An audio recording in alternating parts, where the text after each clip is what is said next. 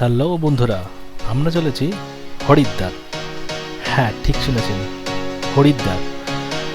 আমাদের এবারের প্ল্যান হরিদ্বার, এবং আসার সময় আমরা বেনারস ভায়া হয়ে আসবো। বেনারসেও 2-3টে দিন থাকার ইচ্ছা রয়েছে, তো আগে থেকে বুকিং সবই করা রয়েছে। আমরা যাচ্ছি আজ হাওড়ায় উপাসনা এক্সপ্রেস ধরে। এটা দুপুর 1টার সময় ছাড়ে, তো বুকিং করা ছিল, আমরা উঠে পড়লাম উপাসনা এক্সপ্রেস। আমরা পৌঁছে গেছি হরিদ্বার স্টেশনে। হরিদ্বার এই শিবের মূর্তিটা মনোমুগ্ধ করে দেয়। হরিদ্বার পৌঁছানোর পর আমরা সোজা চলে গেলাম শ্রী শ্রী লোকনাথ ধর্মশালা।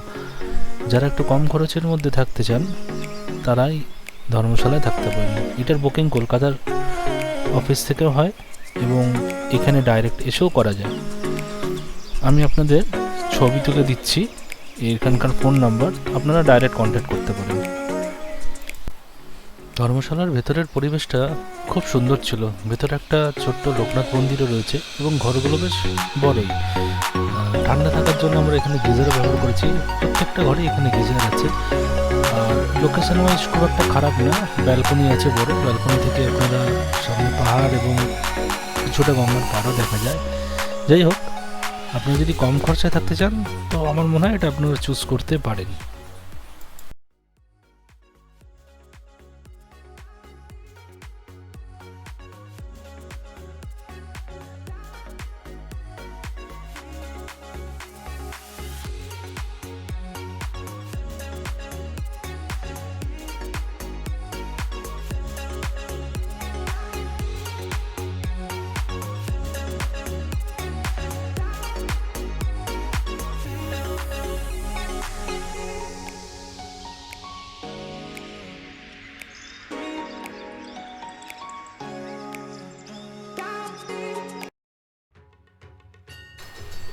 এরপর আমরা সন্ধেবেলার দিকে একটু বেরিয়ে ঘুরতে ঘুরতে চলে এলাম হরকি পৌড়ি ঘাটে।